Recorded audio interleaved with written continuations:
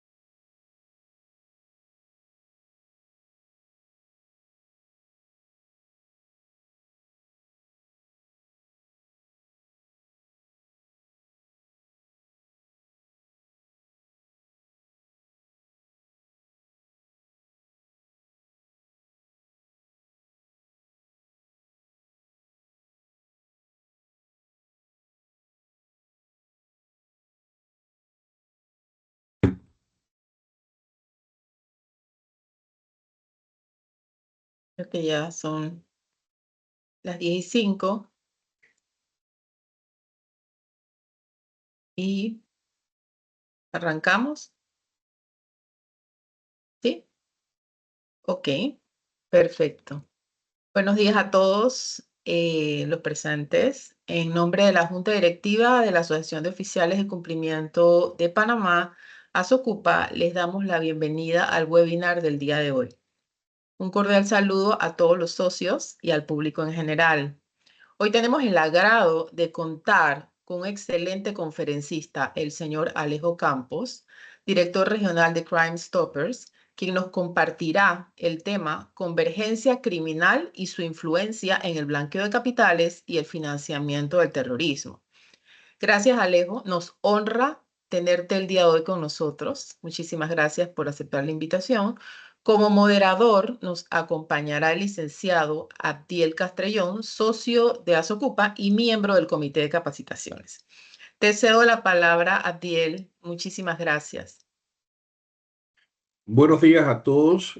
Muchas gracias, Lorena. Gracias, Alejo, por acompañarnos. Tengo el honor de dar las palabras de bienvenida e introducir a Alejo. Eh, Hoy es un verdadero honor contar con nuestro webinar dirigido a nuestra audiencia titulado Convergencia Criminal y su influencia en el blanqueo de capitales y el financiamiento al terrorismo.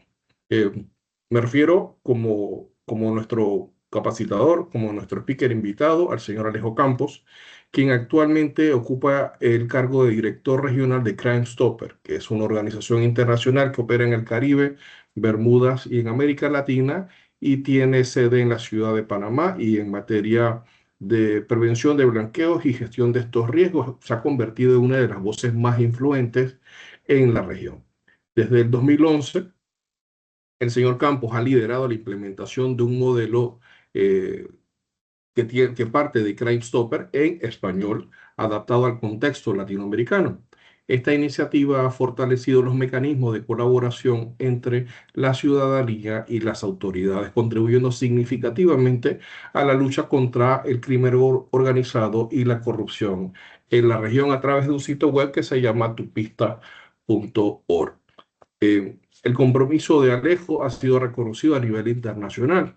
En 2020 recibió el premio Coralie Wagner Memorial Award por su destacada labor en Crime Stoppers Internacional, y en el 2022 fue condecorado con la medalla al mérito Gran Cruz de Plata por el gobierno de Guatemala a través de su Policía Nacional Civil como reconocimiento a su apoyo estratégico para coadyuvar al combate al crimen organizado. El señor Campos es egresado de Near East South Asia Center for Strategic Studies y el US Africa Command y el William J. Perry Center for the Hemispheric Defense Studies en Washington, D.C.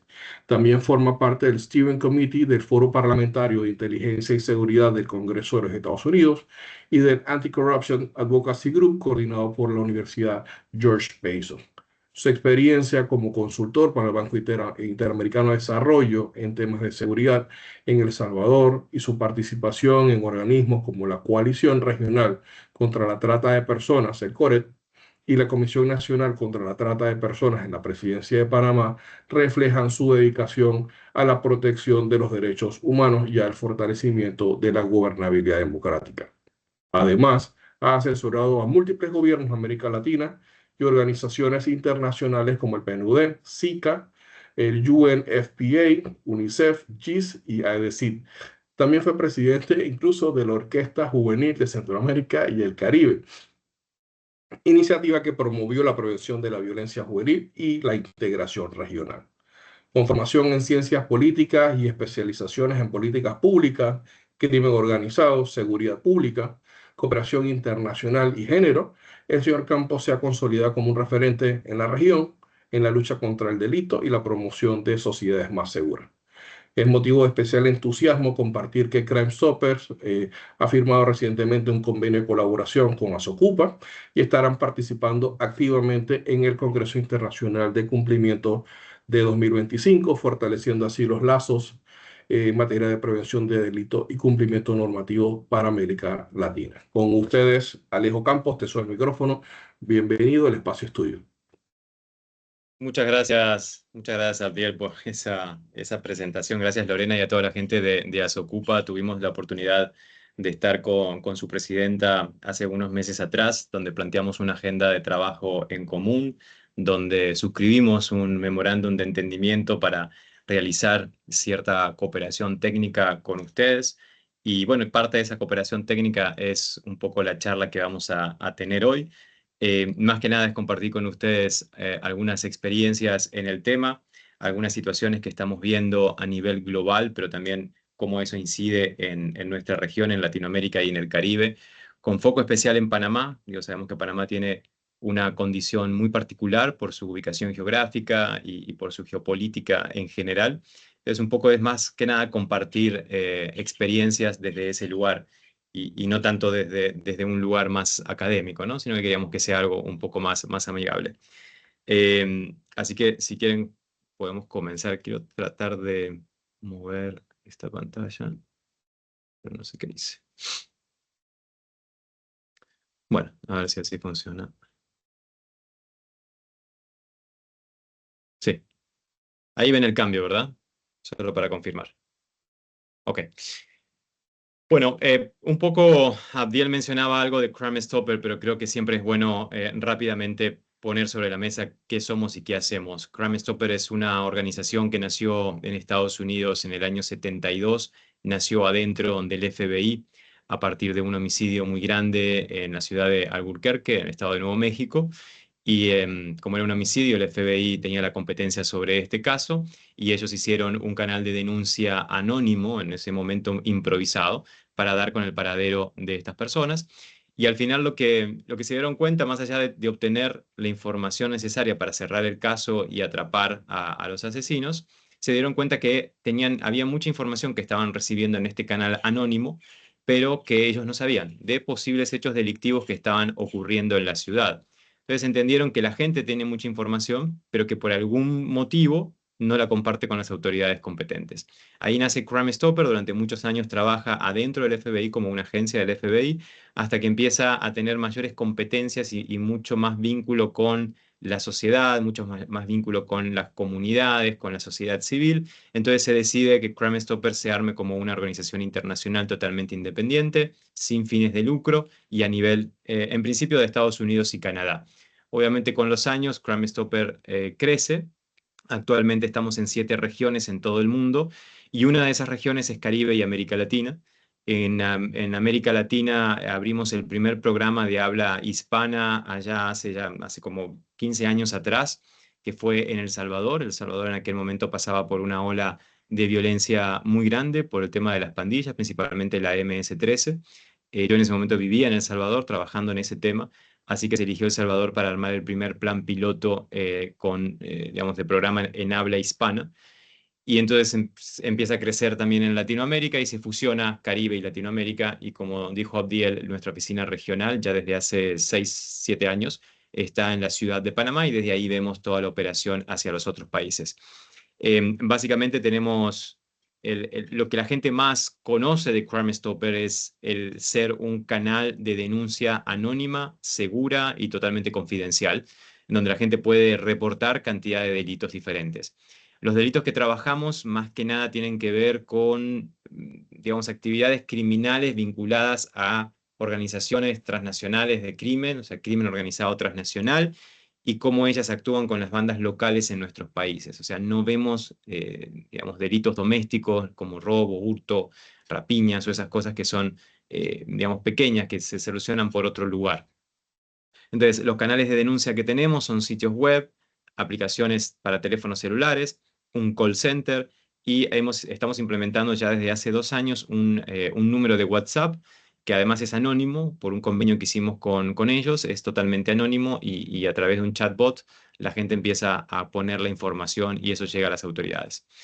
Luego hacemos muchas campañas de sensibilización, hacemos muchos entrenamientos, foros regionales, charlas como estas, tenemos muchas alianzas con el sector privado, con organismos internacionales, con la sociedad civil, como en el caso de ustedes, obviamente con los gobiernos, que es nuestro eje de trabajo, o sea, nos debemos nosotros a todo el sistema de las autoridades de cada país. Para que Crime Stopper funcione en un país se debe firmar un convenio marco de seguridad con ese país, principalmente con el Ministerio de Seguridad y después con otras autoridades competentes, depende del tipo de delito que queramos trabajar con ellos. Para contarles, en el caso de Panamá, nosotros tenemos un convenio firmado marco con el Ministerio de Seguridad Pública ya desde hace varios años, pero que ahí también derivó a convenios específicos de trabajo con, por ejemplo, con la UAF, con la Unidad de Análisis Financiero, con la fiscalía que ve todas las partes de corrupción o de daños hacia el Estado, ¿cómo se llama? La Fiscalía se me olvidó, Abdiel, el nombre de tu Fi- fi- fiscalía. la Fiscalía General de Cuentas, que ahí Gracias, fue donde gracias. empezamos a colaborar. A veces como me toca estar viendo 23 países al mismo tiempo, lleva un tiempo que uno se confunde los nombres de las organizaciones entre países.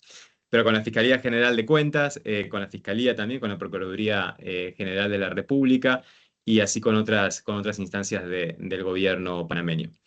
Entonces, eso entra dentro de toda esta cooperación técnica que hacemos en materia de foros regionales, fortalecimiento y entrenamientos. Y también nuestro cuarto eje de trabajo es apoyar a los gobiernos en generar cambios en la legislación y en las políticas públicas, principalmente en la legislación, porque a medida que vamos avanzando en el trabajo con las autoridades, nos vamos dando cuenta que lamentablemente en nuestros países en Latinoamérica tenemos leyes, especialmente que ven los temas de crimen organizado y sus actividades conexas, leyes que tienen hasta 10 y 15 años de vigencia, que no han sido tocadas, que no han sido modificadas, que no han sido adaptadas a un nuevo contexto del crimen organizado. Y si todos siempre repetimos que el crimen organizado se adapta rápido, que cambia, que muta, etcétera, pero nosotros no lo hacemos en la misma medida con la legislación y al final las autoridades competentes tienen que actuar dentro del marco normativo de cada país, no pueden actuar fuera del marco normativo. Y lo que pasa es que a veces ni siquiera hay actividades, digamos, criminales que están tipificadas en los códigos penales de nuestros países, simplemente porque el Código Penal hace 20, 15 o 10 años que no se reforma y entonces hace que esté obsoleto para poder combatir los efectos del crimen organizado. Entonces estamos todo el tiempo tratando de revisar esas legislaciones y apoyar a los países para hacer estas modificaciones y además con una visión regional, con una visión que le llamamos armonización legislativa, porque de nada sirve que Panamá, por ejemplo, haga una buena reforma en materia de una ley en particular, que la actualice, si no hace lo mismo Colombia, si no hace lo mismo Costa Rica, y de alguna forma, por lo menos esos dos países limítrofes, dialogan en los mismos términos legislativos en sus cuerpos normativos.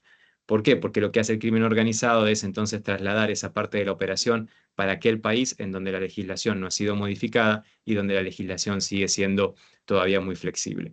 Entonces, todo eso es un poco lo que hacemos en Crime Stopper. Aquí están algunos de los delitos que se pueden denunciar en Panamá. Casi siempre son los mismos en todos los países, solo que en algunos países en particular, con base a la política de persecución criminal, el país nos pide incluir unos o quitar otros. Entonces, quiero ir en materia, bueno, esto es un poco un flujo de información para que ustedes puedan ver toda la información que nosotros recibimos anónimas, estas denuncias anónimas van a diferentes autoridades competentes. En el caso, por ejemplo, de blanqueo de capitales, que es un tema que les compete a ustedes en particular, hay un equipo que se ha creado en la UAF, que ahora ha tomado nueva fuerza gracias a la nueva dirección que tiene la UAF ahí con Darío. Entonces, eso está tomando mucha fuerza en este momento. Toda esa información va para la UAF. El equipo técnico de analistas de la UAF recibe la información, la analiza y sigue la cadena con la fiscalía o con lo que ellos crean oportuno. Nosotros podemos apoyar en algunos casos algún tipo de estas investigaciones, siempre y cuando sean sobre todo transnacionales, donde vemos que hay, si bien es una denuncia que llega a Panamá, pero también involucra a otros países. En todos estos delitos siempre hay 2, 3, 4 países involucrados, hay jurisdicciones diferentes. Entonces, toda la información va para las autoridades competentes, como les digo, depende del tipo de delito que sea, con base a los convenios firmados que nosotros tenemos con cada autoridad competente, y eso entra en un proceso de investigación, de verificación, de análisis, y por lo general siempre genera operativos concretos, ¿no? O a veces hay información que sirve para sumar más inteligencia o información a investigaciones que ya están abiertas y se pueda avanzar con esa investigación.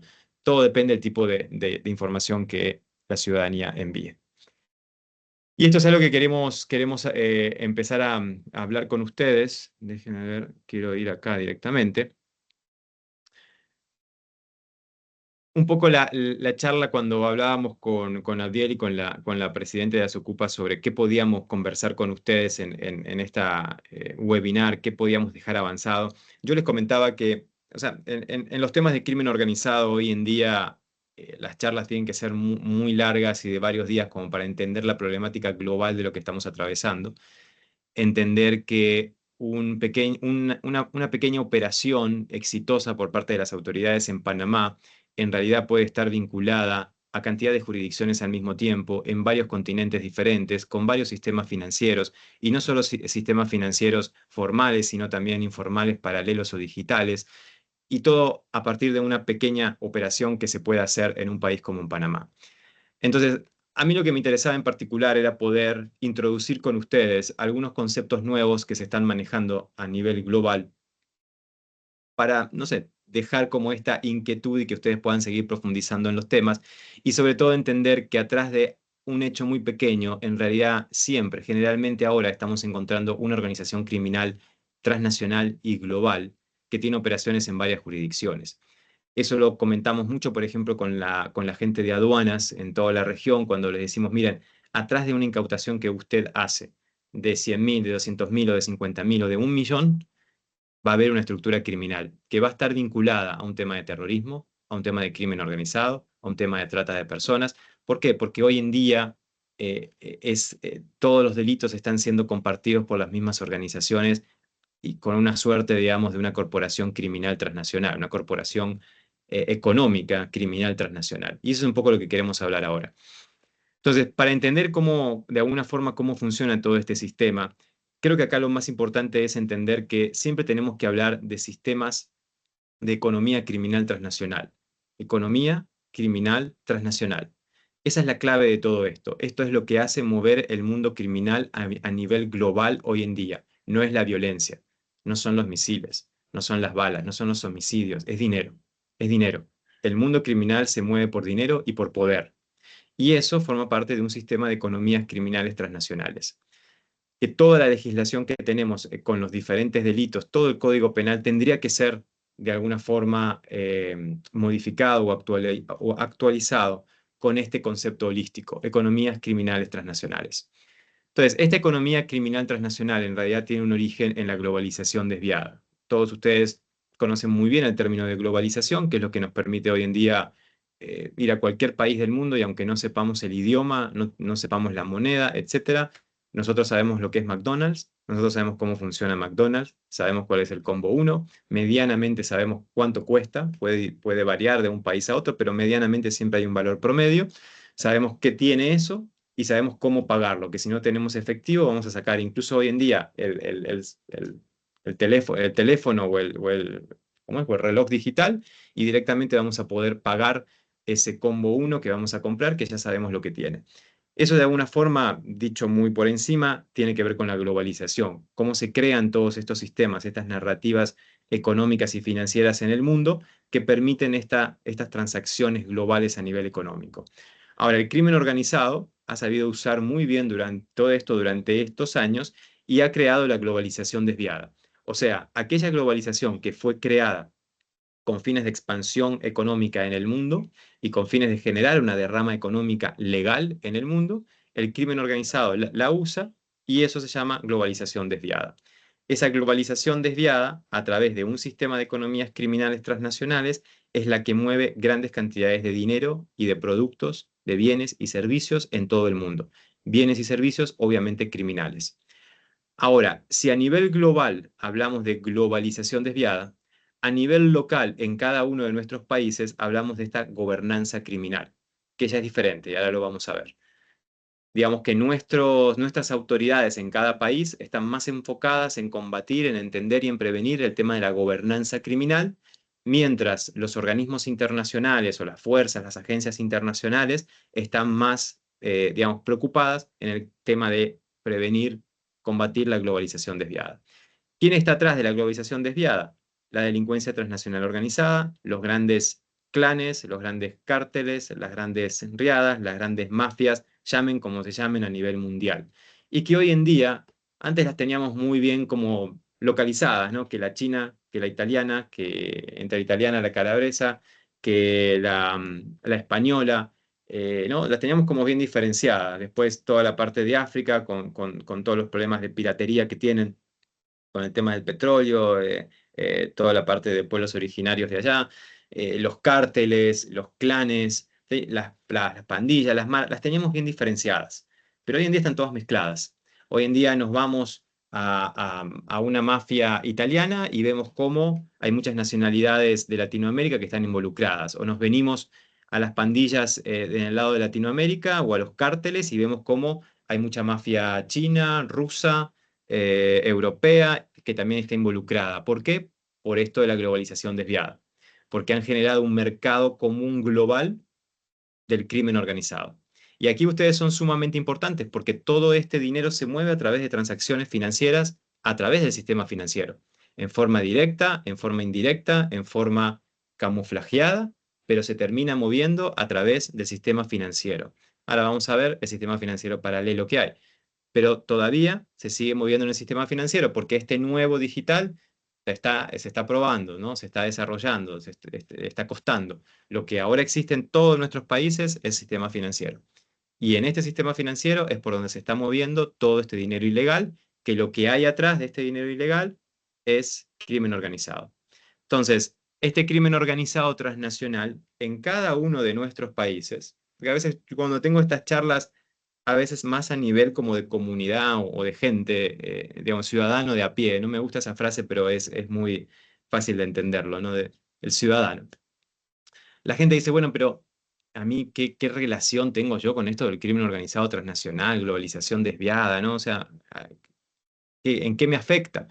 Es fácil, porque la banda que está frente a su casa, la pandilla que está frente a su casa trabajando, vendiendo un punto de droga, vendiendo un punto de contrabando, blanqueando dinero a través de cantidad de metodologías y esquemas de blanqueo que hay, pero que están adentro de su barriada, en realidad son una cara visible de un grupo de delincuencia transnacional organizada, ¿sí? Que los ha, en algunos, al inicio contratado, ahora ya no están contratados, ya están asociados, en donde les proveen armas, en donde les proveen know-how, de la misma forma que nosotros estamos teniendo esta charla con ustedes.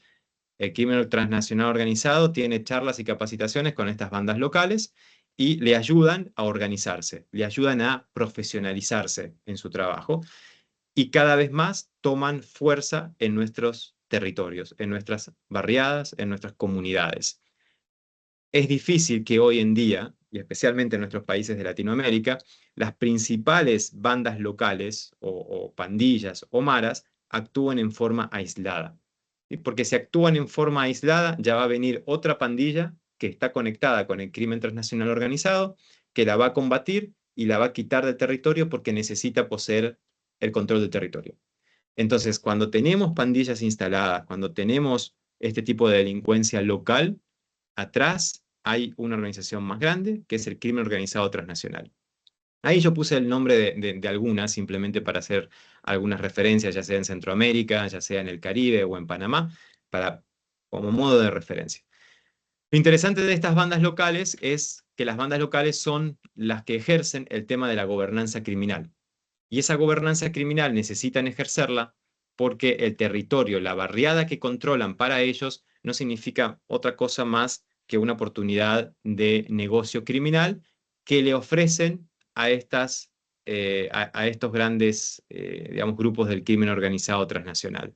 Estas bandas locales, que ustedes las conocen muy bien en el lugar donde viven, si tienen alguna de ellas, ¿qué hacen? Ejercen un control territorial. Y ese control territorial tiene que ver con las personas que viven ahí, con el comercio, con la parte política de ese lugar, con la parte cultural también de ese lugar, porque empiezan a generar una narrativa de terror, de odio, de miedo, que empieza a fortalecerlas mucho más en el territorio. Por decirle algo, en El Salvador o en el Triángulo Norte, donde tenemos la MS-13 y la del barrio 18, aunque no existiera ese día un toque de queda, la gente sabía que a las 8 o 7 de la noche ya no iba a salir de esa colonia. Y capaz que ese día no había formalmente un toque de queda por parte de las pandillas, pero ya estaba instalado eso en el sistema cultural de la gente que vivía ahí. La gente sabía que a esa hora ya no salía más. Entonces, esas pequeñas acciones empiezan a consolidar el poder territorial de estas bandas locales y lo que generan al final son pequeños estados criminales de 10 manzanas, de 20, de 50, un departamento, una provincia entera, pero son pequeños estados criminales. Y si a esto le sumamos que en muchos de nuestros territorios en Latinoamérica las autoridades competentes no tienen presencia física, territorial, en estos lugares, este vacío genera un espacio que es automáticamente cubierto o llenado por estas bandas criminales y consolidan el territorio y consolidan el pequeño estado criminal. No solo a nivel de ausencia de autoridad, sino a nivel de servicios públicos básicos. Hay lugares en los cuales no hay escuelas, no hay hospitales o unidades de salud, no hay un centro cultural, no hay un lugar, una oficina pública para hacer trámites, no hay absolutamente nada. ¿Sí? Esa gente a veces tiene que trasladarse en un transporte público durante muchas horas para hacer un trámite público en un servicio público. Entonces no hay absolutamente nada. Esa ausencia del Estado con sus representaciones a través de las oficinas del gobierno hace muy fértil para que estos grupos criminales locales instalen el pequeño Estado criminal. Y cuando yo empiezo a tener control territorial, antes tenía 10 manzanas, ahora tengo 20, ahora tengo 50, ahora tengo una provincia. Entonces, mi estatus como banda local frente a este crimen organizado transnacional es mucho mayor. Por lo tanto, mi nivel de negociación con estos criminales globales es mucho más poderoso. Y eso es lo que a veces vemos en el territorio cuando las autoridades le llaman ajustes de cuenta. ¿Por qué? Porque al final si yo tengo una pequeña banda que ahora tiene 20 manzanas, pero quiere tener más poder para poder negociar más con los cabecillas internacionales, necesitan otras 20 manzanas. Pero esas otras 20 manzanas ya tienen otro dueño. Entonces, ¿qué hacen? Buscan apoyo como para conquistar esas 20 manzanas. Esto que parece así muy feudal, muy de la Edad Media, pues así está siendo en este momento. Obviamente que con un nivel de organización, con un nivel de armamento diferente y con pequeñas corrupciones involucradas en el medio, que es lo que de alguna forma viene a fortalecer todo este andamiaje que estoy mostrando acá. Ahora, quedémonos con esto de globalización desviada, delincuencia transnacional organizada y la operación local con las bandas locales. Si esto lo transferimos a un tema de terrorismo internacional, el sistema de economías criminales transnacionales sigue funcionando. Aquí tenemos que diferenciar dos grandes cosas, ¿no? Las organizaciones criminales transnacionales buscan dinero y poder, sobre todo poder político, porque les permite, les da acceso a otras cosas, pero buscan más que nada dinero. Los grupos terroristas no buscan, el fin no es buscar dinero, sino que es justamente reivindicar temas religiosos, políticos, históricos, etcétera, a través de actos de terror globales. ¿Sí? No me sirve hacer un pequeño acto de terror en un lugar donde no va a trascender el hecho, sino que lo tengo que hacer en un lugar o en cierto contexto en donde tenga una amplificación mundial si es posible. Eso es lo que busca un grupo terrorista. Estos buscan generar terror, los otros buscan dinero, ¿sí? No buscan generar terror. Al contrario, los grupos criminales transnacionales pretenden trabajar con bandas locales y con otros socios que sean tranquilos, porque si no, lo que sucede es, lo que habitualmente se dice, me calientan el área, me calientan la zona, ¿no? Y si esa zona está caliente, ¿qué quiere decir? Que la autoridad no va a tener otra opción que caerle con todo lo que pueda y se les arruina el negocio. Entonces, básicamente buscan trabajar lo más quieto posible para generar dinero y poder. Pero en esta globalización desviada y en esto en que todos están trabajando juntos, obviamente que los grupos terroristas empiezan a colaborar y empiezan a trabajar con la delincuencia transnacional organizada. ¿Sí? Porque uno tiene dinero, el otro tiene armas. Uno tiene dinero, el otro tiene una capacidad de organización paramilitar muy grande y tiene un know-how muy grande de cómo operativizar un territorio. Entonces, se están complementando lentamente y se están asociando, y esto es sumamente grave. Esto es lo que da origen a un término que quiero un poquito más adelante empezar a profundizar, que es la convergencia criminal. Pero por ahora quedémonos hasta acá. Pero es necesario hacer esto. ¿Por qué? Porque si me voy para atrás en un momento, atrás de esta delincuencia que estoy mencionando acá, en algunos casos lo que hay es un grupo terrorista asociado. Y eso está siendo sumamente grave porque además abre a otros canales del el blanqueo de capitales. Ustedes saben que los grupos terroristas tienen bancos particulares y tienen sistemas de blanqueamiento o esquemas de blanqueamiento del dinero muy particulares, muy bien armados en diferentes jurisdicciones en todo el mundo.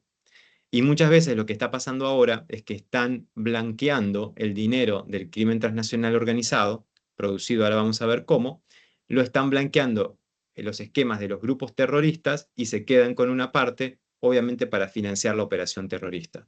Entonces, esta combinación entre ellos está siendo sumamente grave, pero hay que entenderlo porque atrás de una simple transacción comercial que ustedes puedan ver o transacción, digamos, comercial a través del sistema financiero, puede haber un esquema de este tipo mucho más grande de lo que uno piensa.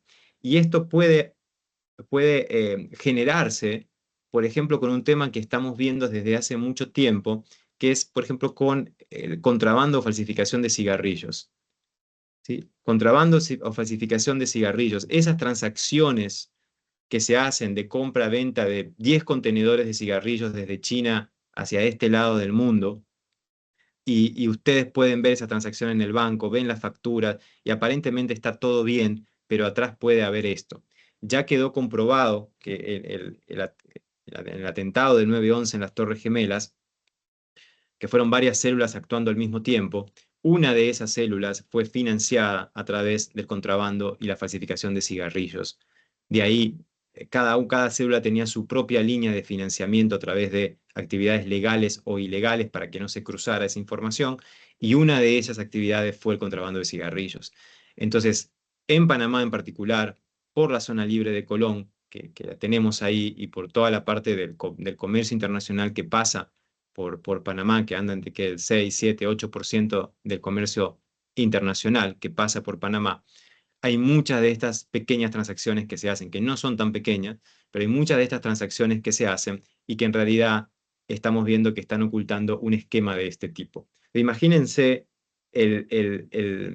la enorme oportunidad que cada uno de ustedes tiene desde la parte del cumplimiento y desde la parte de estar observando estos movimientos en poder detener con una simple alerta y un buen seguimiento de este caso, de poder detener una acción terrorista a nivel global que inició o se empezó a financiar gota a gota con una transacción comercial de un producto ilegal que fue sumando y sumando dinero en una cuenta.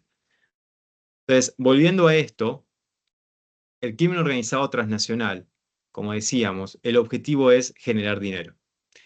¿Cuáles son las actividades que generan dinero hoy en día para ellos? Las principales, porque hay muchas más, pero las principales, tema de drogas, que ya no solo es la cocaína, seguimos en América Latina, obviamente porque somos los productores de la cocaína, pero seguimos persiguiendo cocaína.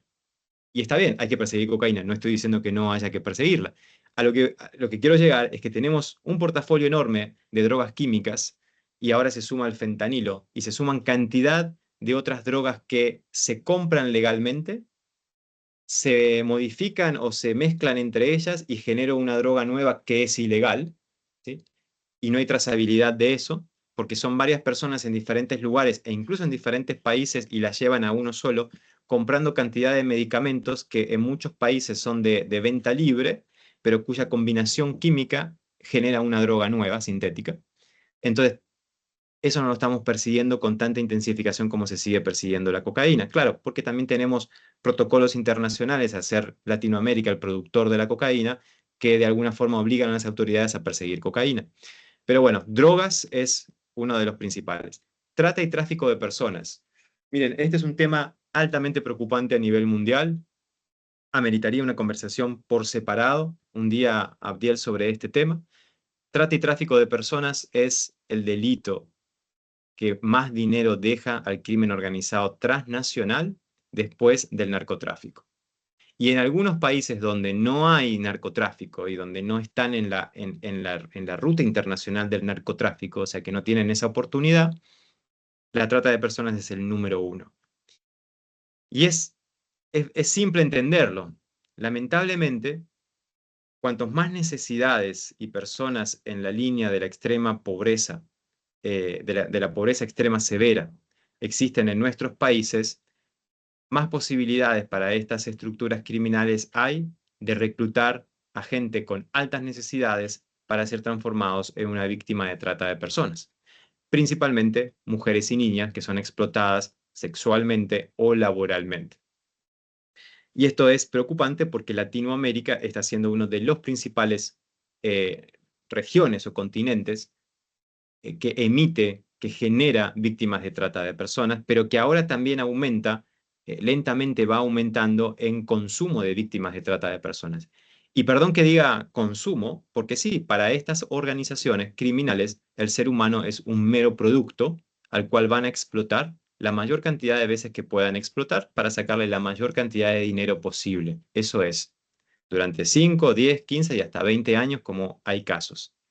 La trata de personas es algo que tenemos que aprender a identificar y aprender a identificar los movimientos financieros de estas organizaciones criminales, que además generalmente son transacciones gota a gota, son transacciones pequeñas, que hay diferentes esquemas de lavado para la trata de personas que sería muy bueno poder exponérselos en algún momento, porque muchos de ellos pueden estar pasando por enfrente de ustedes y no nos damos cuenta. Pero lo que hay atrás es explotación y esclavitud humana. Pensábamos que la esclavitud humana se había abolido, pues no, hay más esclavitud ahora que antes, cuando era permitida. Ahora que es ilegal, hay más esclavitud de seres humanos. Y estos son números que incluso para Panamá están en aumento. Obviamente los flujos económicos, ¿sí? Cuando volvemos a esto, o sea, entendamos la trata de personas ahora como, nuevamente, un sistema de economía criminal transnacional, en donde yo tengo un producto que es un ser humano, y lo voy a mover por todo un sistema, por una economía criminal, y lo voy a mover esas utilidades por un sistema financiero. Los flujos de este dinero principalmente van de los países menos ricos a los países más ricos. ¿Por qué? Simplemente porque son los que más pueden pagar por el abuso de una niña o por el abuso de una mujer. Entonces, el producto, el flujo del producto, el producto va de América Latina, principalmente de Sudamérica y Centroamérica, hacia Asia y hacia Europa, y de ahí se devuelve el dinero hacia América Latina. ¿Sí? Va el producto hacia Asia y Europa, que es donde más pueden pagar estos servicios, y se devuelve el dinero hacia América Latina. Al final es la misma ruta y es el mismo flujo económico y de producto de las drogas. Hoy en día es más importante poner un cargamento de cocaína en los puertos de Europa, principalmente allá por Bélgica, Holanda, Alemania, que ponerlo en Estados Unidos. ¿Por qué? Porque nos pueden pagar hasta 4 veces más en Europa que en los Estados Unidos. Entonces el producto va hacia Europa o hacia Asia otra vez y el flujo de retorno es hacia América Latina. Eso es como para estar atentos también a estos flujos comerciales que los podemos identificar. Comercio ilícito, recordemos que comercio ilícito también incluye los temas de falsificación, contrabando y piratería, pero lo que es contrabando y falsificación es el número 3 en cuanto a lo que más deja dinero para el crimen organizado.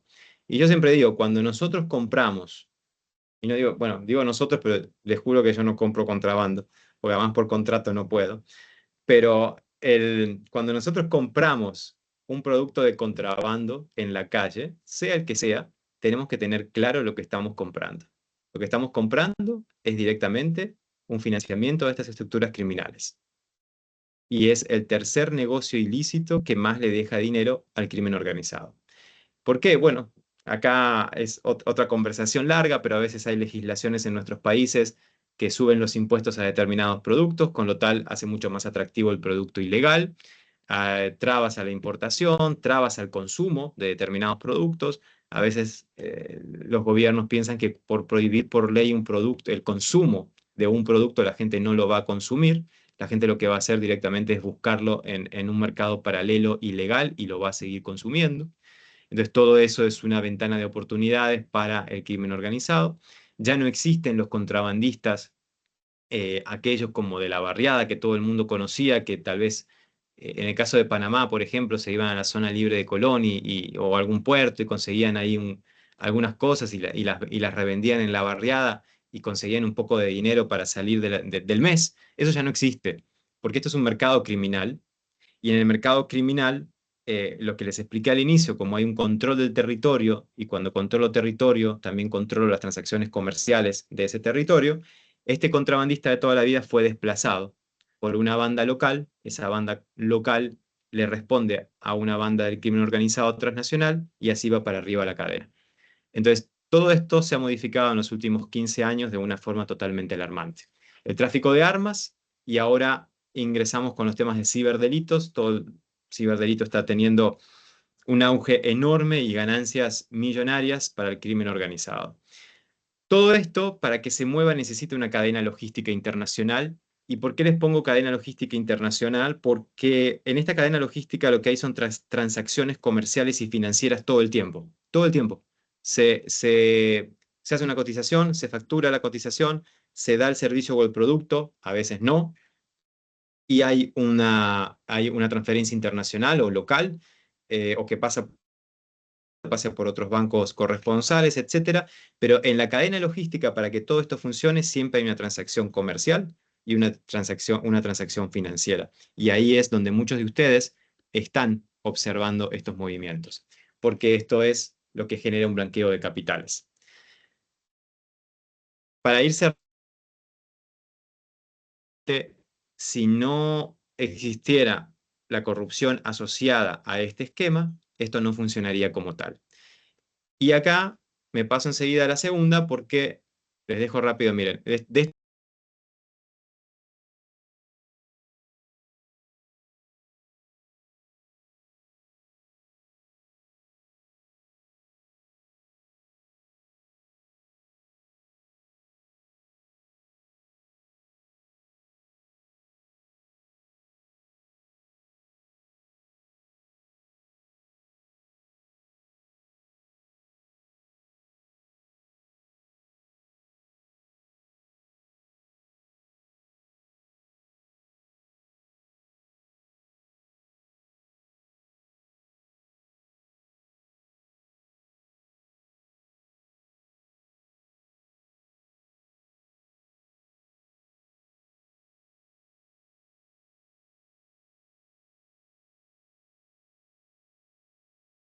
Sí, me parece que se salió Alejo. Voy a escribirle.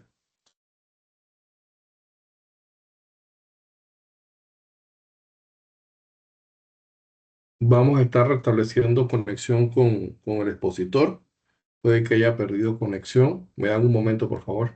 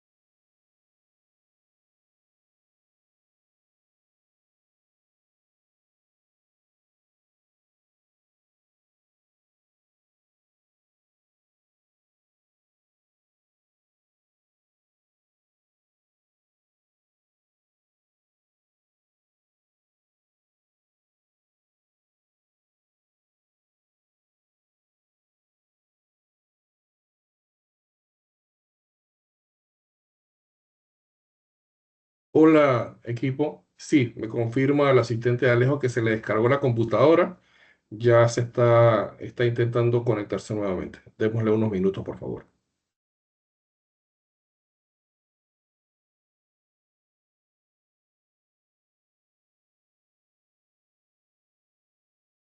¿Me escuchan ahora? Volvimos, Alejo. Estás de Perdón, no vuelta. sé, algo se cayó acá por todos lados. Voy a ver, creo que me quedé acá. ¿Será que me quedé por ahí, no saben? Sí, correcto. Veníamos de esto, que lo que les trataba de comentar acá es que este esquema que tenemos en este momento ya quedó obsoleto. O sea, ahora tenemos que hablar de esto. Ya los grupos están actuando juntos, o sea, tenemos la unión de los grupos terroristas con la delincuencia transnacional organizada, y dentro de la delincuencia transnacional organizada, antes teníamos a los narcotraficantes por un lado, a los tratantes y traficantes de personas por otro lado, a los contrabandistas por otro lado. Cada uno trabajaba de alguna forma solo, independiente. Cada tanto se coordinaban entre ellos por una mera cuestión operativa y de necesidad logística, pero al final trabajaban solos. Ahora ellos trabajan juntos. Y esto es lo que se llama convergencia criminal transnacional. Todos los grupos trabajando juntos. Lo que hicieron fue poner sobre la mesa aquellos bienes y servicios criminales que cada uno tenía y generaron esto que llamamos portafolio de bienes y servicios criminales, fortaleciendo de esta forma el sistema de economías criminales. Entonces, si antes nosotros buscábamos a través de una transacción de blanqueo de capitales, digamos, un reporte de operaciones sospechosas, buscábamos, digamos, una línea por donde estaban blanqueando un tema de narcotráfico, pues ahora lo más seguro que por esa misma línea van a estar blanqueando cualquiera de estos otros productos y que estén apalancando un producto o una transacción con otra para, por ejemplo, a través de la venta del comercio ilícito, pero en el mercado legal con facturación, estoy apalancando o estoy camuflajeando el dinero que viene del narcotráfico, de la trata de personas. O en los mismos bares donde yo estoy ejerciendo la explotación sexual de mujeres y de niñas, pero que son bares legales, a través de esa facturación yo estoy blanqueando en realidad el dinero del tráfico de armas y del comercio ilícito. ¿Por qué? Porque están todos juntos trabajando. Y esto es lo que se llama la convergencia criminal transnacional. Y lo que más entendieron, o sea, y obviamente el sistema de blanqueo se vuelve más complicado aún, porque lo que aparece ahora son las criptomonedas o los criptoactivos. Entonces, ¿qué estamos buscando? O sea, cuando hablamos ya de criptoactivos, muchos de ustedes quedan afuera de esta observación, sobre todo en Panamá, donde todavía no tenemos una legislación, como en otros países de América Latina, que no hay una legislación específica sobre el tema, ni para entenderlos, ni para reconocerlos, investigarlos y mucho menos incautarlos.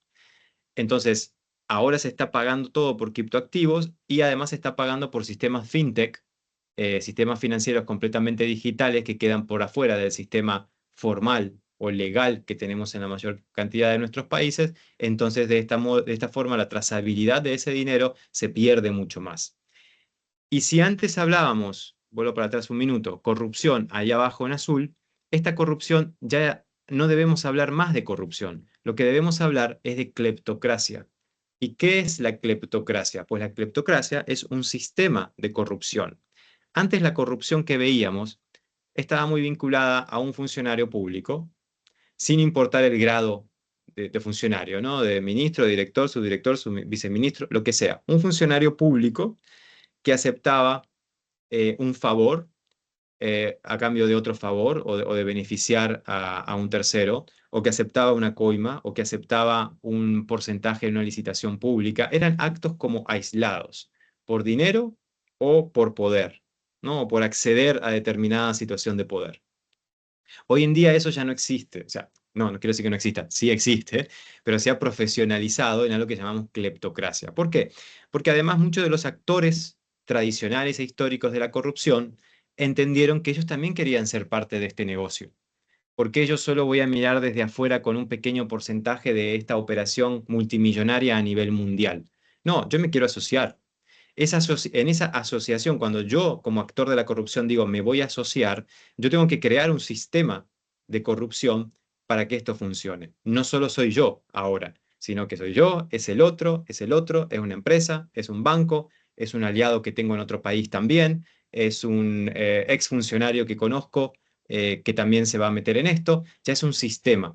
Y ese sistema se conoce como cleptocracia, o sea, el sistema de la corrupción que además es permanente. No importa ya en algunos países qué gobernante esté de turno, porque como hay un sistema instalado de corrupción, no importa el gobernante que esté de turno y ni la voluntad política que tenga de decir voy a derribar la corrupción. Hay un sistema que va paralelo, que genera todo esto y que beneficia a la convergencia criminal. Sin la cleptocracia, la convergencia criminal no funciona. Cleptocracia también es cuando, por ejemplo, hay ciertas personalidades que aparecen en la política o en el sector privado que realmente quieren luchar contra todo esto, contra la criminalidad organizada, contra la corrupción, contra el blanqueo, y obviamente se transforman en amenazas para este sistema de convergencia criminal y de cleptocracia. Pero por el nivel de exposición pública y también de poder que esa persona tiene, no conviene mandarle un sicario. Y así de básico quiero hablar para entender este proceso. No conviene mandarle un sicario. Entonces, ¿qué se hace? Se empieza a construir una narrativa negativa sobre esa persona para pegarle totalmente en la reputación y en la credibilidad personal que esa persona tiene, en su trabajo, en su familia, con lo que sea, y de esa forma lo sacamos del juego, lo neutralizamos. Para que eso suceda, para que eso se dé, se activa el sistema de cleptocracia. Sin un sistema de cleptocracia, eso no puede suceder tampoco, porque yo necesito varios actores al mismo tiempo trabajando. ¿Para qué? Para destruir la reputación a una persona. Lo que más se está usando hoy en día son los temas de pedofilia, por ejemplo.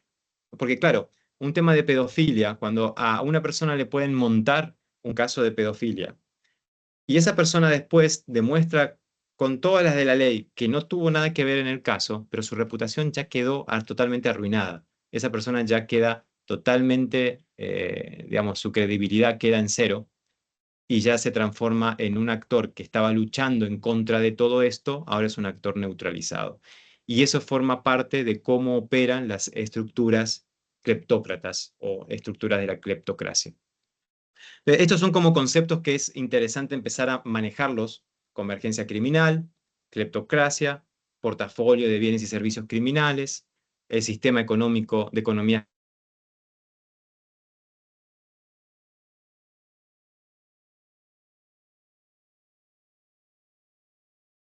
Perdimos a Alejo nuevamente.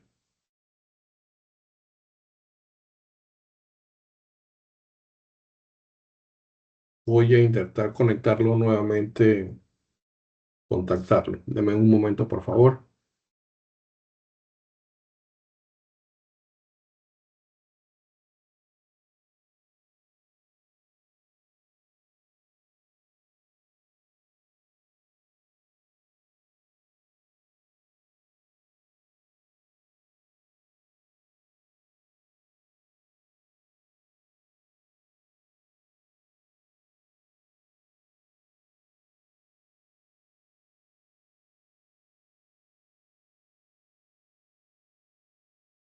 Eso está raro.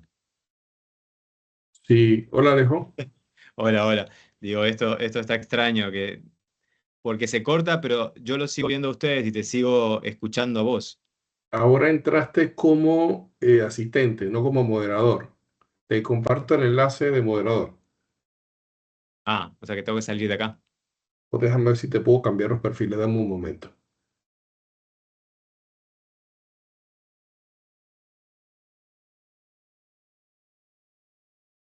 Ah, claro, pues no puedo compartir.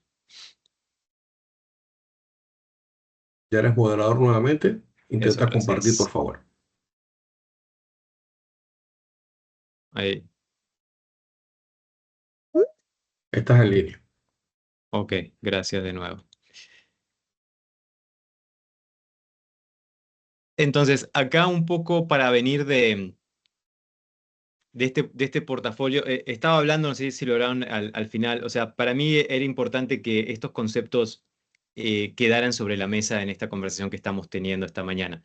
El de convergencia criminal, el de portafolio de bienes y servicios y el de cleptocracia. Y que todo esto se logra a través de una cadena logística internacional, ¿sí? Esos son como nuevos conceptos que estamos nosotros además tratando de impulsar, porque fíjense qué curioso es, o sea, no existen todavía leyes en nuestros países para combatir la convergencia criminal transnacional. Todavía seguimos teniendo leyes para narcotráfico, para la trata, para el tráfico de personas, para el comercio ilícito, pero no hay una ley que ponga todo esto sobre la mesa de la misma forma que el crimen organizado lo ha hecho. Entonces, no le estamos dando las herramientas jurídicas a nuestras autoridades competentes como para poder combatir esta nueva realidad y este nuevo orden del crimen organizado a nivel mundial, que es algo que estamos conversando mucho en organizaciones como Parlatino, como, bueno, también en otras asambleas o legislaturas ya más nacionales, para entender que debemos ir buscando una legislación que vea esto, ¿no? Generalmente las legislaciones siempre son proactivas y nunca son reactivas. Perdón, son más reactivas y no proactivas. O sea, cuando ya sucede el hecho, lo reconocemos y entonces legislamos. No estamos legislando desde antes. Entonces, ya estamos diciendo, existe la convergencia criminal. Si vamos a hacer una investigación, no hay que hacer una investigación solo por narcotráfico, hay que hacer una investigación con un enfoque holístico de convergencia criminal. Entonces, pero la ley todavía no lo permite. Aquí hablando un poco de uno de los principales activos que tiene el crimen organizado para generar dinero, encontramos contrabando y falsificación. Y en este caso hay tres productos que nosotros les llamamos commodities criminales porque son de alto consumo, tienen impuestos altos, eso lo hace muy atractivo para el crimen organizado. No hay demasiados controles y son las bebidas alcohólicas, los cigarrillos y las medicinas. Y lamentablemente esto genera altísimos, altísimos beneficios al crimen organizado en todo el mundo. Y de ahí ampliamos la lista. ¿Y por qué yo quiero ampliar esta lista? Básicamente porque todo esto en realidad se maneja a través de transacciones comerciales con facturas, con órdenes de compra y con una transferencia internacional o local. Y muchas veces estos productos se usan para lavar dinero en lo que conocemos como el trade-based money laundering.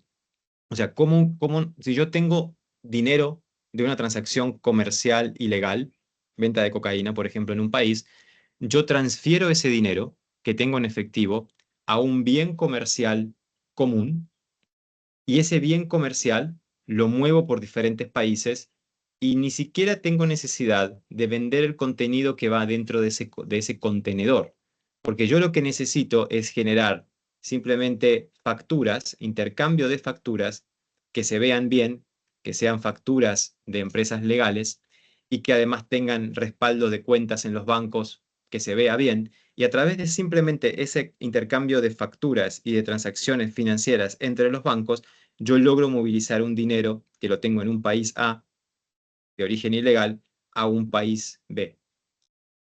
Y eso es algo que sí nosotros podemos ir observando y darle trazabilidad. Eso es algo que estamos tratando de hacer entrenamientos muy grandes sobre esto, con el sistema financiero sobre todo, y con analistas que ven estos temas. pero con casos concretos. ¿Cómo mostrarle casos concretos? Porque en el caso concreto es donde uno entiende automáticamente cómo se está haciendo. Y acá, créanme que el tema de la participación del sector privado es fundamental para los analistas y para los investigadores de este esquema de blanqueo, porque ellos, o sea, hay empresarios que hace 50 años o más, porque vienen de una tradición familiar en ese negocio, vienen haciendo lo mismo, exactamente lo mismo todos los días, legalmente. Entonces, cuando uno a ellos les presenta determinada documentación de donde creemos que hay una irregularidad por la cual se está blanqueando el dinero, ellos la identifican automáticamente, porque es el día a día de ellos. Entonces ven automáticamente dónde está ese error, entre comillas, que en realidad es por donde se está lavando el dinero. Entonces aquí la participación del sector privado en esto es muy buena, lo hemos comprobado con algunas fiscalías en otros países en donde han tenido esta apertura de aceptar que determinadas empresas puedan tener acceso a parte de una investigación para que simplemente la miren y digan, creo que la irregularidad está acá, acá y acá, y eso le abre la puerta directamente al investigador porque directamente lo lleva a la línea de investigación. O sea, yo puedo ser una excelente investigación perdón, un excelente analista o investigador en temas de blanqueo y puedo tener frente a mí un caso, porque este es un caso que se dio en Colombia, de blanqueo a través de la industria textil y de la industria de la moda, pero yo puedo ser totalmente ignorante del mercado textil y del mercado de la moda. No tengo ese know-how. Entonces no voy a entender rápidamente por dónde se está haciendo la transacción. Ahora, cuando se le sentó enfrente a gente de la empresa de la moda y de las empresas textiles de Colombia, automáticamente dijeron, ah, esto nunca nosotros lo haríamos así. Entonces ahí saltó por donde podía darse la línea de investigación y fue un caso que se resolvió rápidamente. Por eso es bueno tener a estos aliados de la mano porque ahorran muchísimo tiempo de investigación y al final eso también es efectividad y eficiencia para la investigación criminal. Entonces yo ahí dejo una lista de por dónde estamos nosotros observando que en la región, Latinoamérica y el Caribe, se está generando mucho movimiento ilegal, tanto en falsificaciones como en contrabando de todos estos productos. Dejemos los tres de lado, los primeros, que son los commodities, pero artículos de construcción. Aquí hay hay mucho contrabando que viene de Asia y hay mucha falsificación. Esto es grave.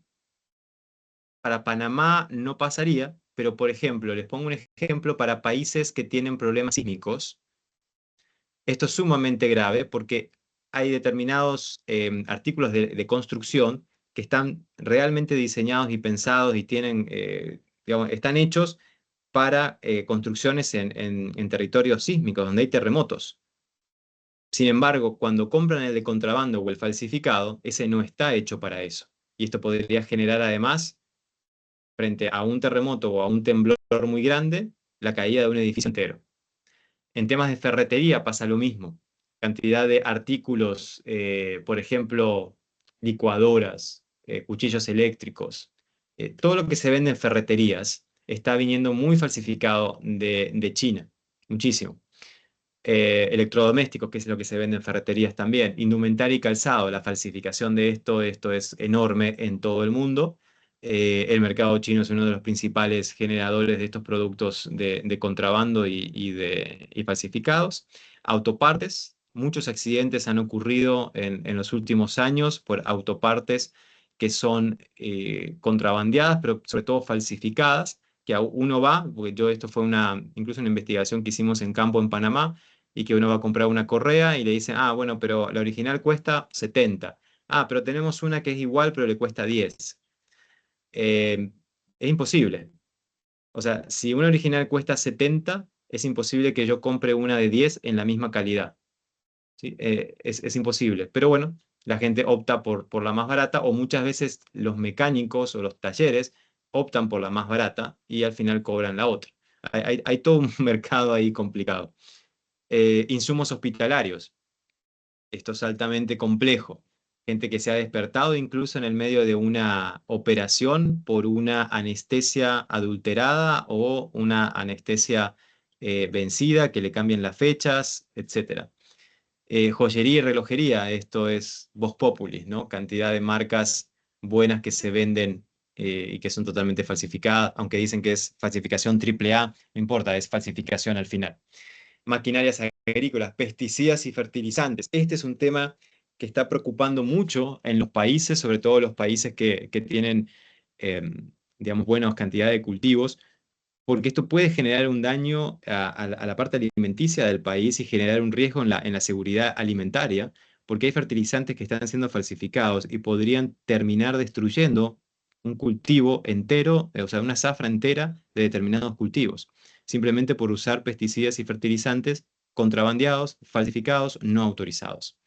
Alimentos para animales, lo mismo. Sobre todo hay mucho alimento para, tanto sea para animales, digamos, de explotación en campo, como vacas, etcétera, pero también para animales domésticos. Porque hay tantas marcas que aparecen todo el tiempo que uno al final no sabe qué marca es la mejor, pero muchas de ellas están siendo falsificadas. Obras de arte. Aquí hay un tema con el blanqueo de capitales enorme a través de las obras de arte, porque además es un valor muy subjetivo. Yo puedo hacer un cuadro ahora y decir mi cuadro vale 1000 o mi cuadro vale 1.000.000. El tema es quién me lo compra. Y aquí aparece todavía la parte del criptoarte, ¿no? Gente que está comprando un pixel por $1.000.000 o está comprando obras de arte en el metaespacio y a través de criptomonedas y ahí los tienen y hacen transacciones a través de estas obras. Y piezas arqueológicas que todavía sigue siendo, sobre todo en Centroamérica, en países donde hay, digamos, sitios arqueológicos, hay muchas piezas que se están usando para coleccionistas y para blanquear dinero. Al final, para ir terminando, y otro concepto importante para dejarlo esta mañana, es la ruta. Aquí lo que importa hoy en día es la ruta. Quien tiene el control de la ruta, que es una ruta nacional, ¿no? Regional e internacional. Pensemos, por ejemplo, con el problema que ha tenido Panamá, Darién, la migración irregular. En realidad a Panamá le ha tocado un pedacito de esa ruta, pero es una ruta que viene desde América del Sur y que llega hasta los Estados Unidos y Canadá. Miren lo larga que es la ruta. Es una ruta incluso que empieza en África, para algunos casos, que empieza en islas del Caribe, que empieza en Asia también. Miren lo largo que es la ruta y al final el pedacito que a Panamá le ha tocado en este problema. Pero quien tiene el control de esta ruta tiene el control del negocio criminal. Ahora, imagínense, y vuelvo a la ruta de la migración, ¿cuántas jurisdicciones y, o sea, cuántos países están involucrados en esa ruta? Muchísimos. Pero yo necesito a alguien que tenga el control global de esa ruta. Y hay alguien que tiene el control global de esa ruta a través de controlar parcialmente, a través de los socios locales y de los socios regionales, porciones de la ruta. Y lo importante de la ruta en la convergencia criminal es que es la misma. Es la misma ruta por donde pasa cocaína, por donde suben migrantes, por donde sube cocaína, por donde baja dinero, por donde baja contrabando, por donde la misma ruta por la cual yo recluto víctimas para la trata de personas y al mismo tiempo también la muevo hacia otros países para seguir la explotación, es la misma ruta. Y lo interesante es que a lo largo de toda esa ruta me voy encontrando con los mismos actores de la corrupción. Por eso es que hablamos de cleptocracia, porque ya si yo tengo que negociar con 10 actores de la corrupción en 10 países diferentes para yo asegurar esa ruta, necesito crear un sistema y necesito que estos 10 también estén en ese sistema y en esa negociación y que sean socios, que sean parte. Entonces, ahí es donde se arma el tema de la convergencia. Hoy en día ya no importa tanto qué producto ilegal o qué es bien o servicio criminal yo manejo. Quien tiene poder es quien tiene el control de la ruta, porque al controlar la ruta, yo ahí un día puedo pasar cocaína, otras personas, otro dinero, otro contrabando, porque yo voy a manejar esa ruta. Y esa ruta tiene que ver con el sistema logístico internacional, en donde hay empresas exportadoras, hay operadores logísticos, hay una plataforma logística intermodal, hay operadores internacionales y empresas importadoras. Esto transfiéranlo, piénsenlo desde un punto de vista criminal. Es la misma lógica y la misma estructura. Y para que todo esto suceda, vuelvo e insisto, dos cosas son transversales: las transacciones financieras y los actores de la corrupción. Esto es como se está operando hoy en día. Ya ningún pequeño hecho criminal es aislado. No es aislado. Forma parte de un encadenamiento productivo criminal. Ya no es aislado. Entonces, cualquier pequeño hecho criminal que nosotros podamos identificar a través de una pequeña transacción financiera, nos puede dar, o sea, puede ser el camino a una investigación mucho más grande de una estructura transnacional, porque ya no operan, nadie hoy en día opera solo, porque imagínense si yo quiero operar solo y quiero abrir mi propia bandita criminal, mi propia empresa criminal, voy a durar 2, 3 meses. En cuanto yo empiece a llamar la atención, los dueños de esta ruta, los dueños de esta logística me van a llamar. Y tengo dos opciones, o me sumo o me sacan. Entonces, esto hace que en la lógica entendamos que ya no hay operaciones criminales independientes, aisladas, solitarias. Todo forma parte de una lógica. Si ustedes ven en estas transacciones, solo por poner un ejemplo, las rutas de la cocaína, en todas estas rutas de la cocaína siempre se repite la misma operación logística, la misma cadena logística. Siempre. Y es las mismas rutas, si ustedes ven, en donde, por ejemplo, yo les mencionaba recién, ahí aparece Asia, por ejemplo. Asia es uno de los principales generadores de contrabando y de falsificaciones. Les mencionaba trata de personas. Uno de los principales compradores de las víctimas y explotadores es Europa y Asia también. Ahí tenemos la ruta bien marcada. Obviamente está mucho más marcada la ruta de la cocaína para este caso. Pero a lo que voy es, si nosotros presentamos, interpolamos las rutas del narcotráfico con las de la trata, con las del contrabando y con las de las transacciones comerciales para el blanqueo, terminan siendo los mismos movimientos, los mismos flujos y las mismas rutas. Entonces, eso es lo que tenemos hoy en día que terminar como de entender, y es lo que a mí me interesaba que quedara como claro en esta charla, en esta breve charla que estamos teniendo. Convergencia criminal, cleptocracia, control de la ruta, economías ilícitas criminales a nivel transnacional, y que ya ninguna transacción comercial, criminal o hecho criminal es independiente. Y para terminar, les pongo acá un caso concreto de cómo puedo mover dinero ilegal del narcotráfico. Esto es un esquema comprobado, que ya se hizo público, por eso se los muestro acá de una forma muy sintética para no entrar en detalles, pero se los cuento. Esto es una organización mexicana, un cártel mexicano, que vende cocaína en un estado en los Estados Unidos, controla ese estado, ¿sí? Microtráfico, recupera, pongámosle, en un mes, tiene todo junto el cash de ese microtráfico. Lo que hace es transferir ese dinero ahí mismo dentro de los Estados Unidos a una empresa fantasma de un país de Asia, y le dice a ese país de Asia: quiero que me hagas 10 contenedores de cigarrillo, que me los mandes para América Latina.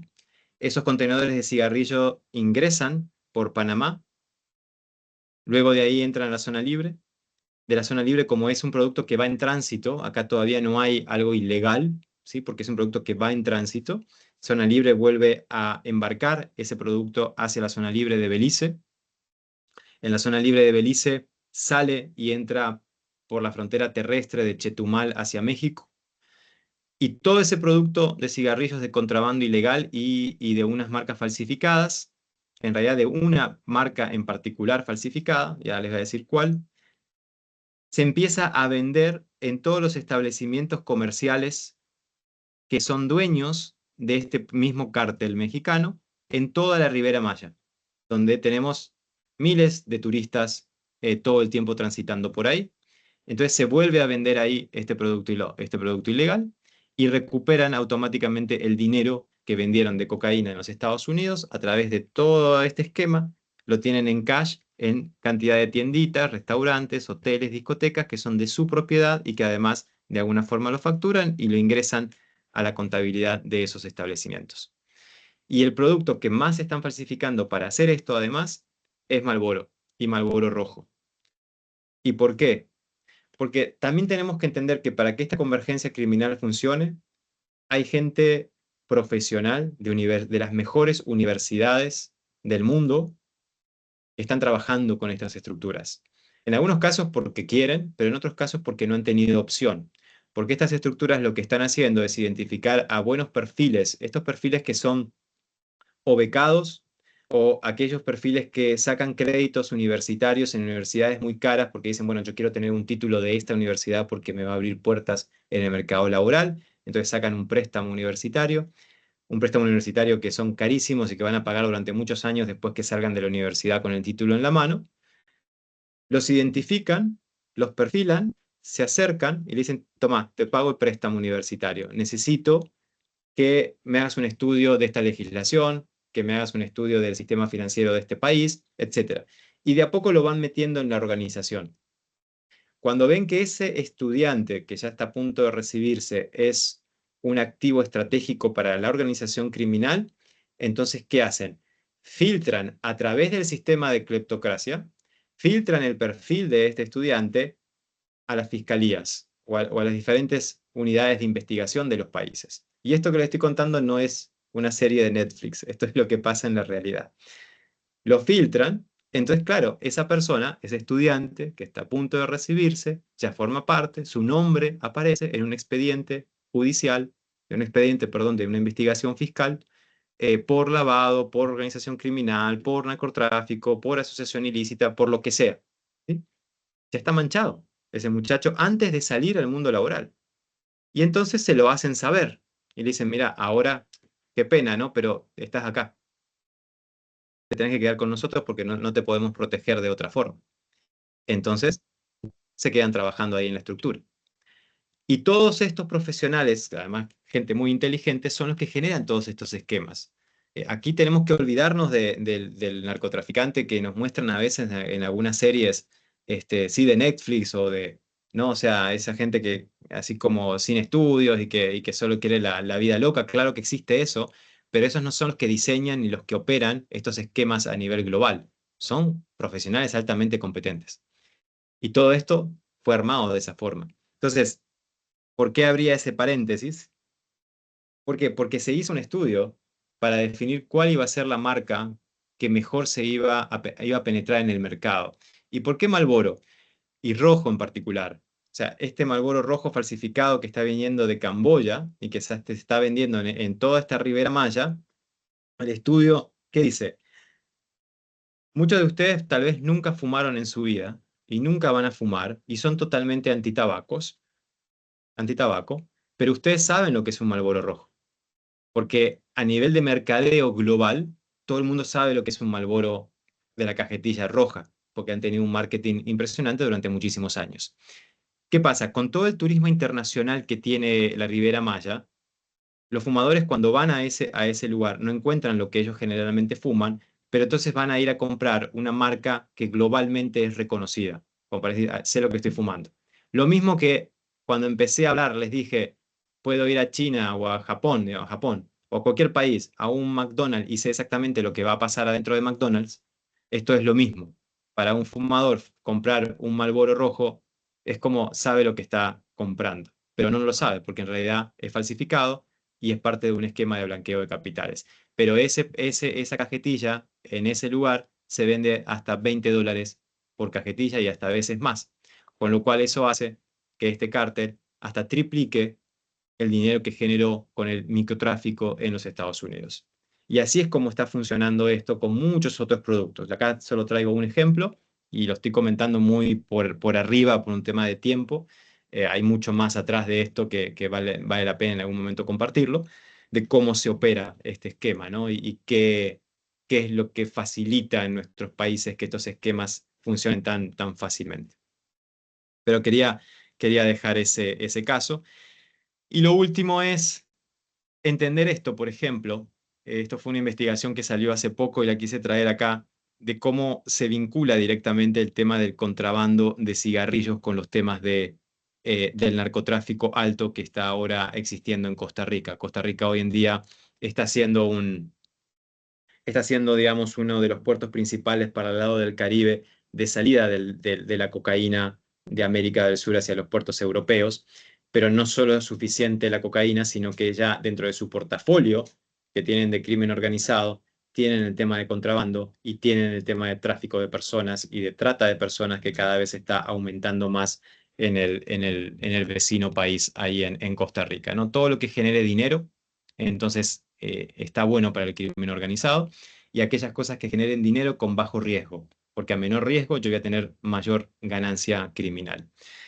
Esto es un poco, quedó a disposición de ustedes. Era una charla casi que introductoria, porque estos temas a veces los damos en capacitaciones que duran hasta 15 días con varios colegas, pero queríamos como introducir estos conceptos para generar un poco, no sé, la curiosidad de cosas nuevas que puedan estar pasando o conceptos nuevos que ustedes ya pueden empezar a investigar por otros medios, con otros recursos, pero creo que es importante esto, ver cómo lo pueden trasladar en el día a día de sus trabajos. Así que por acá, Abdiel, me quedo yo. Súper, muchas gracias, Alejo. De verdad que es súper entretenida y dinámica la presentación. Estoy seguro que captamos totalmente la atención de la audiencia. Hemos tenido durante toda la charla más de 90 personas conectadas, inclusive cuando la tecnología no nos acompañó. Voy a abrir el espacio para revisar en el área de preguntas y respuestas. Todo el mundo me pregunta realmente por la presentación y la posibilidad de tenerla disponible como material en Asocupa. Yo, para ir a generar cierto contexto, me quedé con la pregunta, con el tema que tocaste, el tema de criptomonedas y fintech. O sea, cómo están, o sea, yo no sé si pudieras hacer un poquito más de detalle respecto de cómo están utilizando las organizaciones criminales los activos digitales y las fintechs emergentes para financiamiento ilícito. Mira, lo que pasa es que aquí muchos se está usando, por ejemplo, para movilizar dinero. Y están usando países en donde no hay, o la regulación es muy flexible o directamente no hay regulación sobre la materia. Pero, por ejemplo, sistemas de mandar dinero como, bueno, ahora esto que está Tigo Money, Claro Money, esto que mandan dinero por ahí, que transfieren dinero a países donde los criptoactivos son oficiales y se pueden utilizar. Entonces, una vez que ya están en el sistema de criptoactivos y yo puedo transferir, no sé, $10.000, $20.000 y comprar criptoactivos y ya puedo manejar ese criptoactivo a través de billeteras digitales en cualquier parte del mundo, ya logré lavar ese dinero. Y es muy fácil ahora a través de cantidad de wallet y sistemas que hay de intercambio entre dólar u otras monedas con Bitcoin o con otras monedas digitales, comprar y acceder y después usarlos a través de un wallet. Luego está toda la parte de la compra, yo se los mencionaba, de esto del criptoarte, que lo compran y después terminan pagando con esa pieza de criptoarte, que todavía no logramos tratar de entender, porque está creada para eso. Si ustedes han visto en Panamá, no estoy diciendo que esto tenga que ver con esto, pero hay que abrir la cabeza. Cómo empiezan a aparecer en Panamá algunas tiendas especializadas en la venta de criptoarte, donde te venden un arte digital que te dicen que es único, que vos podés acceder a través de un código y que ahí lo tenés y que lo podés mandar y exponer y mandárselo a tus amigos, etcétera, pero lo podés comprar y podés contratar a un artista digital, a un criptoartista, para que te haga esta pieza especialmente para vos. Y como es muy subjetivo el mercado, lo que yo les decía, o sea, eso puede valer $1 como puede valer 100.000 o $500.000.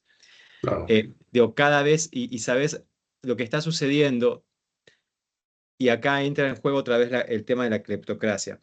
Lamentablemente, las políticas públicas de nuestros países eh, no están generando condiciones de vida saludables y de tener las necesidades básicas cubiertas para la población. Y esto en el tema de la banca digital se ve muchísimo. ¿Por qué? Porque hay una gran cantidad de nuestra población en Latinoamérica que por su propia condición socioeconómica nunca va a tener acceso a una banca formal. O sea, van a un banco y directamente, o sea, ni les dejan sentarse. ¿Y usted qué hace acá? No pueden abrir una cuenta bancaria. Entonces, aparecen cantidad de sistemas de banca digital que les permite a estas personas tener negocios informales en donde pueden tener transacciones pequeñas comerciales. Pero eso, ¿hasta qué punto no está alimentando u ocultando un sistema financiero digital en donde está pasando otro tipo de dinero?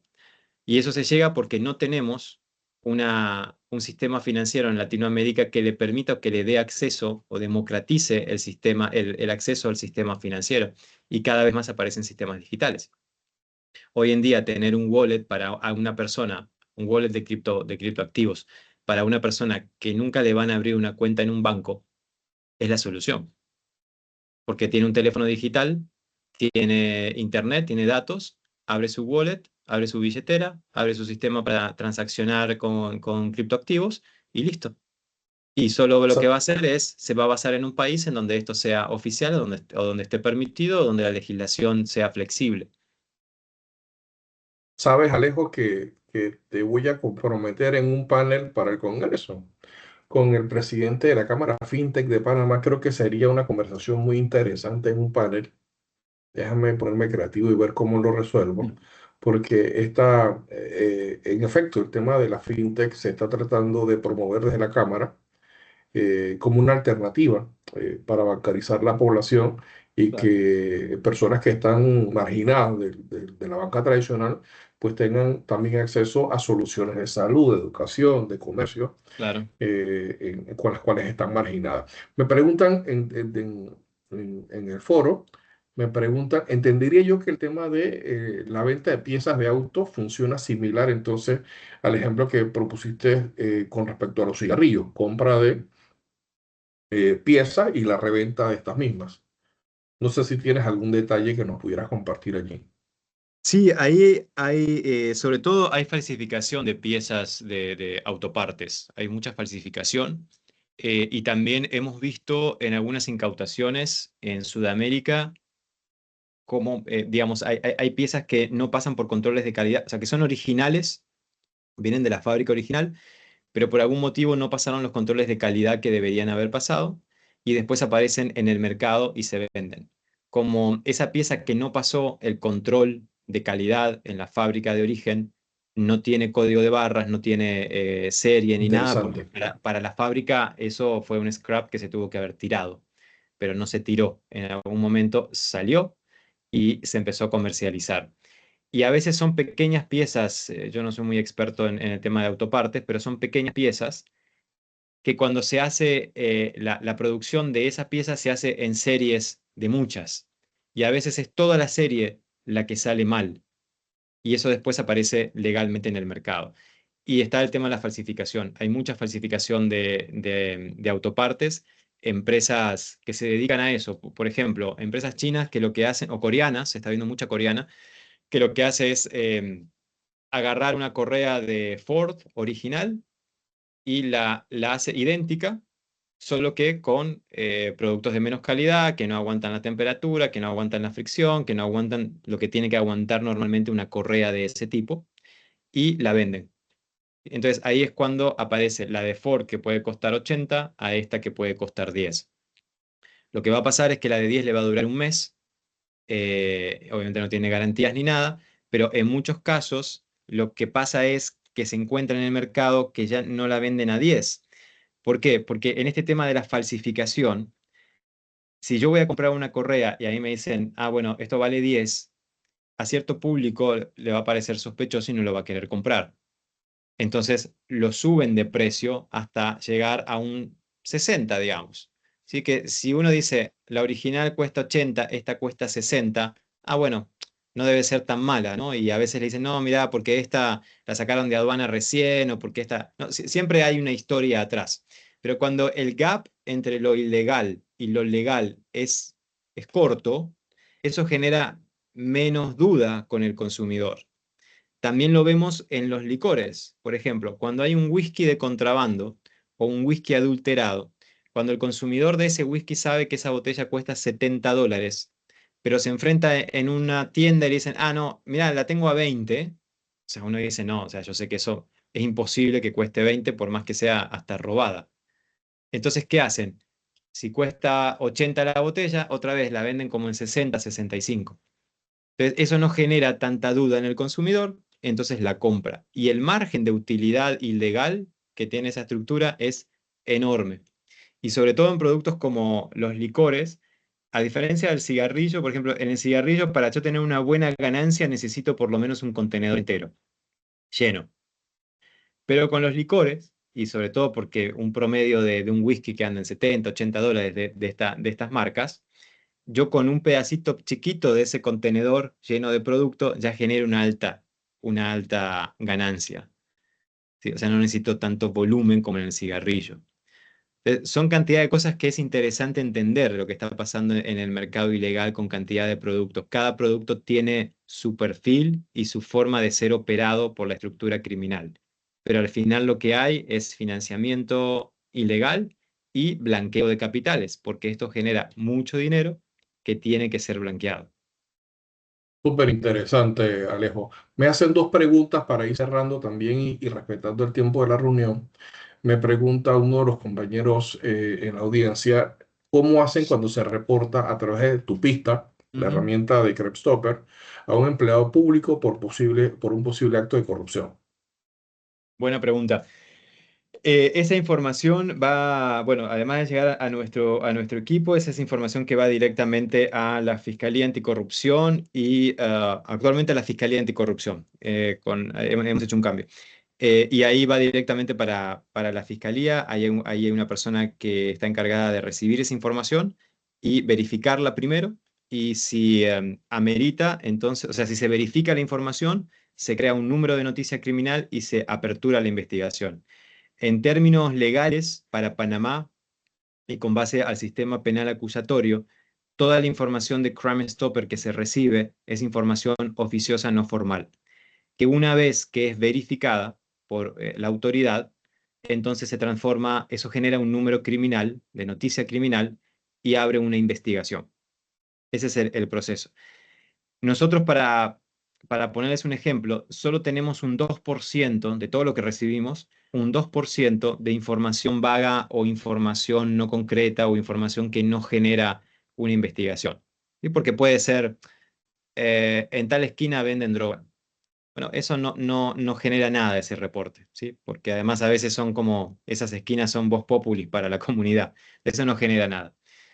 Eso representa un 2% para nosotros. ¿Qué quiero decir? Que la gente realmente tiene información y la comparte con números de placa, de teléfono, pone fotos, horarios, o sea, pone mucha información. En el tema de blanqueo, la gente pone información de números de cuenta, nombres de cuenta, tipo de transacciones que hacen, si hay un beneficiario final, los posibles orígenes de los fondos, incluso a veces hasta adjuntan documentos de las empresas para vincular la cuenta o para vincular la transacción.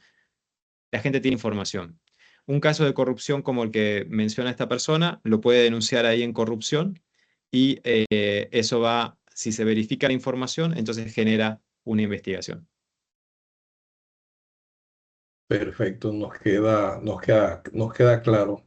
Por tema de respetar el tiempo de la audiencia, les agradecemos la participación a todos los miembros de Asocupa. Te agradecemos nuevamente, Alejo, por esta ponencia. Contamos contigo para el Congreso y sabemos que te vamos a estar viendo con mucha frecuencia y vamos a estar interactuando y tratando de desarrollar algunas otras actividades con tu equipo durante el transcurso del acto, porque creo que la presentación ha generado muchas inquietudes.